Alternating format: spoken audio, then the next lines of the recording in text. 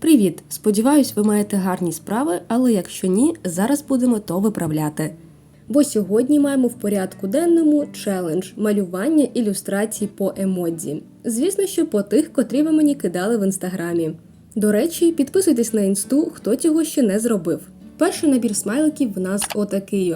Я обрала його, бо Україна. Я очікувала, що ви надішлете мені купу варіантів саме з українським стягом, і це справді так і було.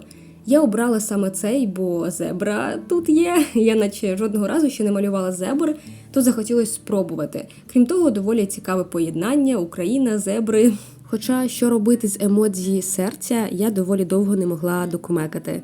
Перше, що спало мені на думку, це просто намалювати зебру в блакитно-жовту смужку.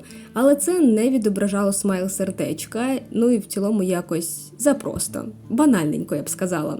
Я, звісно, що почала шукати референси і побачила серед них от таку фотку, де смуги зображені якимись візерунками, що навело мене на думку, що можна зробити смужки у вигляді українського орнаменту, і це було б доволі цікаво. Але потім я подумала, що це заскладно і буде дуже довго то все вимальовувати, а в нас тут наче легкий розважальний формат, де я малюю швиденькі замальовки. Тож шукаємо щось середнє, не дуже примітивне, але не складне. Я вирішила повернутися до ідеї з жовто-блакитними смужками, але трохи її змінити. Зебра має таку любов в своєму сердечку до України, що вирішила трошки кастомізувати своє хутро, перефарбувавшись у жовто-блакитний. Навіть зебри підтримують Україну. Я зробила отакий скетч, і мені він здався таким нудним. Господи, просто стоїть зебра. Жодної емоції, жодної пози якоїсь цікавої, характеру немає, нічого. Тупо стоїть зебра. Що це таке? Ні, так не піде, давайте спочатку. Я знову пішла гуглити рефи, на цей раз вже стилізованих зебр. Саме стилізованих, бо, очевидно, з реалістичних я сама нічого не зліплю. Найвідоміша в цьому світі мультяшна зебра, то, мабуть, що Мартін, і на нього я натрапила першим. Зберегла собі трохи картинок прикольних поз, вони в нього дійсно дуже харизматичні, динамічні. Це мене трохи стрігерило. Я не знаю чого, коли побачила цю картинку з Мартіном, мені захотілося йому задрати ногу. Знаєте, як кіт, коли лиже собі жопу, він задирає лапу, і мені чогось спало на думку намалювати зебру в такій позі, але вона, не жопу лиже, звісно, а фарбує собі лапу. Бляха, просто геній мислі. Я потім така сижу і думаю, ні, Міша, ти щось, взагалі не туди. Зовсім не туди мисля побігла. Я почала думати далі, знайшла різні пози, різних стилізованих зебр, можна якось так, чи едак. Коротше, варіантів завались, але я трохи поскетчила і мені нічого не сподобалось. Добре, я трошки брешу, в мене нічого не вийшло.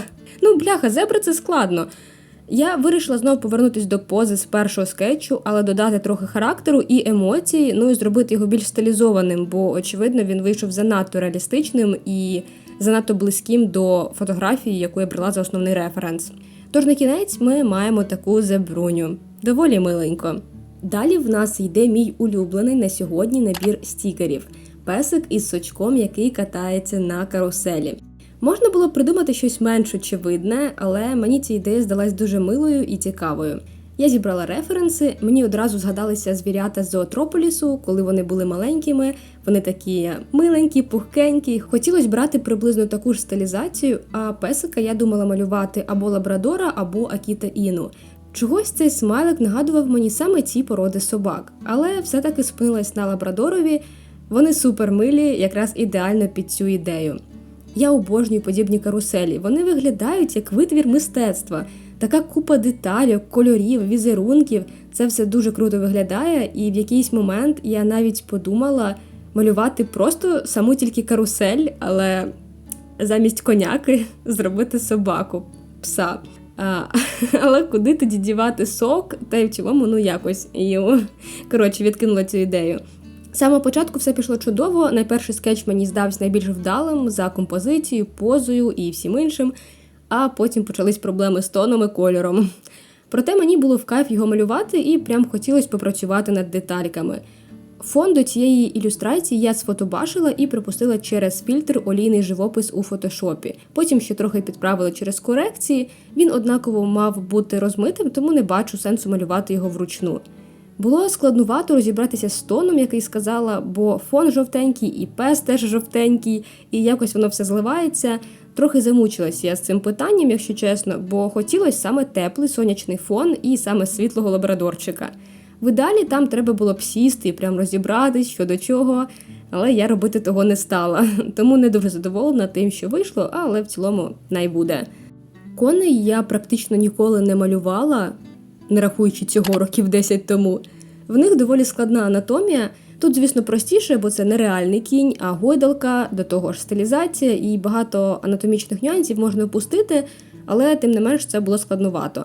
Він білий, а я обожнюю працювати з білим кольором, особливо в оточенні, там рефлексики всілякі на білому, то просто моя любов. Також матеріал, з якого він зроблений, там всі блічки оці. І прям дуже мені подобається цей закручений хвіст. Коротше, не ілюстрація, а кайф. Сама ідея і те, що там зображено. Але виконанням я не дуже задоволена. Думала навіть колись після зробити таку ж ілюстрацію, але повноцінну, з самого початку, з нормальним скетчем і розбивкою на тон. Це можна було б вважати підмальовком до неї.